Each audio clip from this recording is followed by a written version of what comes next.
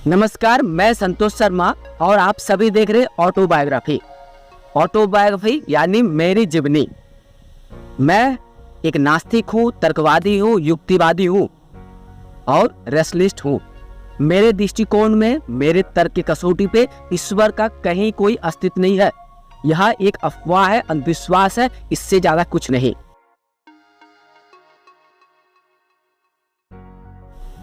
यह घटना उस वक्त की है जब मैं क्लास 5 में पढ़ता था।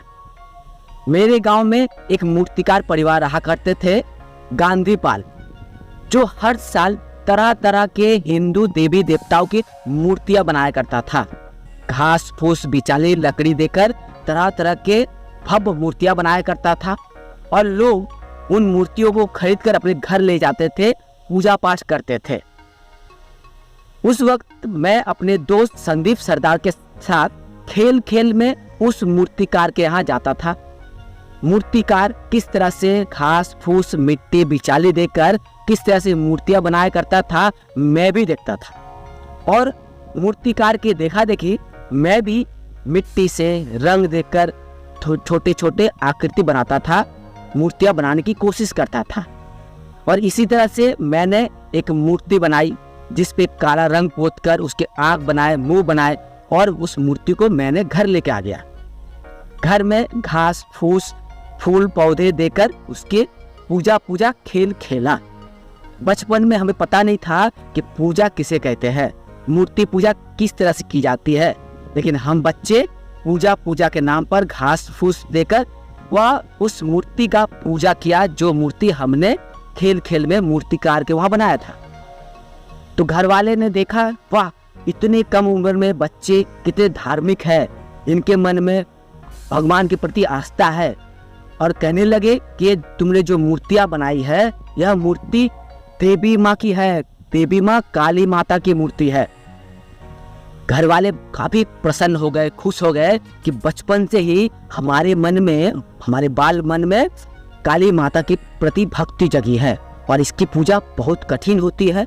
अगर माता प्रसन्न हो जाए तो अपने भक्त की सुरक्षा करता है, और भक्त बच्चा हो, बालक हो तो उसकी सुरक्षा माता हमेशा ही करती है। तो इस तरह तरह की बातें घर में चलने लगे। हम बच्चे भी मन ही मन खुश होने लगे कि हमारे पूजा से घर वाले काफी खुश हो गए। लेकिन दूसरे साल फिर जब काली पूजा का समय आया, जब लोग उस मूर्तिकार के यहाँ से काली माता की मूर्ति खरीद कर अपने घर ले जाने लगे और दीपावली के दौरान काली माता की पूजा अर्चना की जाती है, तो उसी दौरान मेरे पिताजी राम प्रवेश शर्मा ने उस मूर्तिकार के यहाँ से एक बड़े से आकृति की देवी माँ की मूर्ति लेके आ गई।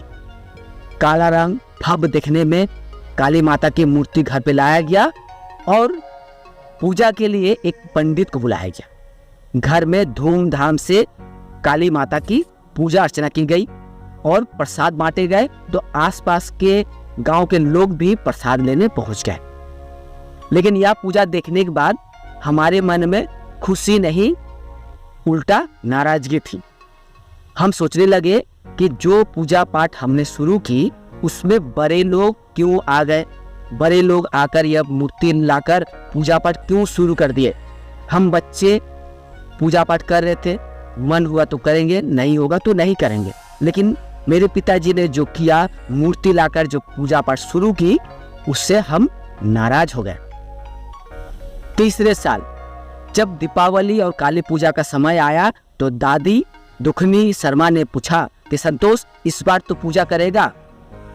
पहली बार तूने खुद से पूजा किया था, दूसरी बार तेरे पिताजी ने मूर्ति लाया और धूमधाम से काली माता की पूजा हुई, तो इस बार तुझे और बड़ा पूजा करना होगा, तुझे खुद पूजा में बैठना होगा।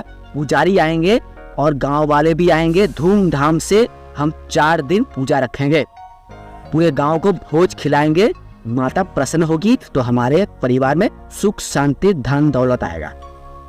तो मैंने स्पष्ट रूप से कहा कि मैं किसी तरह की पूजा पाठ नहीं करूंगा, ना पूजा में शामिल होऊंगा, ना मैं काली की पूजा करूंगा।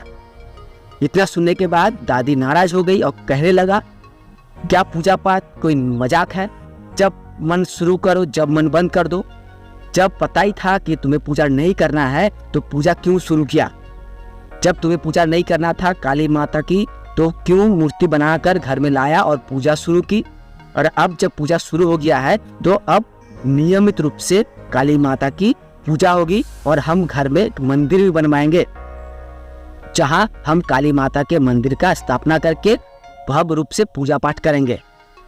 मैंने तर्क रूप से कहा कि मुझे पूजा नहीं करना, मैं इस पूजा पाठ में विश्वास नहीं करता, मैं काली माता की पूजा में विश्वास नहीं करता, उन पर विश्वास नहीं करता। इतना सुनने के बाद दादी समेत परिवार के अन्य लोग भी काफी नाराज हो। सभी लोगों ने काफी डांटा, फटकार लगाया कि देखो इन बच्चों को देखो, यह पूजा पाठ को खेल समझता है, गुड्डा गुड्डी का खेल समझता है कि जब मन पूजा शुरू किया, जब मन पूजा बंद कर दिया। इन बच्चों को कौन समझाएगा कि काली माता की पूजा करना बहुत बड़ा पुण्य का काम है। अब जब पूजा शुरू हुआ है तो पूजा नियमित रूप से करना ही होगा। अगर पूजा बंद ही करना है तो तीसरे साल, इस साल तीसरे साल है, इस साल पूजा करके पूजा बंद कर दो।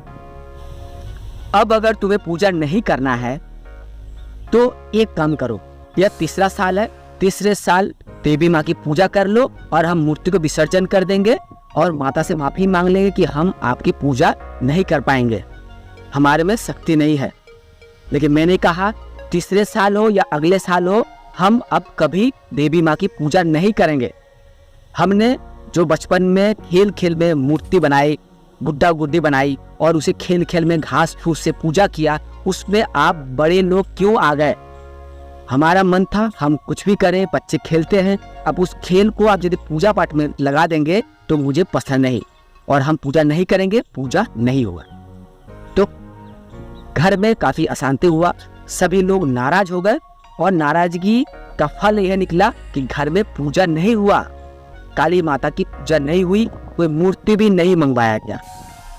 बचपन में ही मैंने मूर्ति पूजा छोड़ दी। देवी देवता भगवान के नाम पे जो भी मूर्तियां हैं उनके सामने मस्तक नीचा करना, हाथ जोड़ के खड़ा रहना या उन्हें नमस्कार करना मैंने बचपन में ही छोड़ दिया। घर में पूजा पाठ होते रहे, लोग मंदिर जाते रहे, लेकिन मैं ना तो मंदिर गया, ना कोई पूजा में शामिल हुआ, ना कहीं कोई देवी देवता के सामने माथा टेका। मैं धीरे धीरे तार्किक बनता गया। मेरे मन में अजीबोगरीब सवाल आने लगे कि वाकई में पूजा पाठ करने से भगवान खुश होता है? क्या यह मूर्ति वाकई में भगवान की है या किसी और की है? क्योंकि मूर्ति जो है इंसानों जैसा ही है, क्या हमारा भगवान हम जैसा ही है? मैं जब और आगे पढ़ा और जाना तो पता चला कि हमारे जो हिंदू धर्म में देवी देवता इंसानों जैसा ही है, भगवान इंसानों जैसा ही है, लेकिन दूसरे धर्म में ईश्वर का या भगवान का कोई रूप रंग ही नहीं है। मैंने और पढ़ना शुरू किया, पढ़ते पढ़ते मैं इस तर्क पे पहुंचा, इस लॉजिक को मैंने हासिल किया कि ईश्वर की कल्पना हम इंसानों ने की है और हम इंसानों ने ही अपनी मर्जी से पूजा पाठ करते, उनकी मूर्ति बनाते हैं और माथा टेकते हैं, जो एक तरह के अंधविश्वास है, अफवाह है और कुछ भी नहीं है। तो आप सभी देख रहे मैं क्यों नास्तिक हूँ, मैं अपने जीवन में कैसे नास्तिक बना, कैसे पूजा पाठ छोड़ दिया, मूर्ति पूजा नहीं किया और आज मैं एक तन मन से नास्तिक हूँ। मेरे लिए ईश्वर का कहीं कोई अस्तित्व नहीं है। तो आप सभी देख रहे ऑटोबायोग्राफी, साथ में मैं संतोष शर्मा। नमस्कार।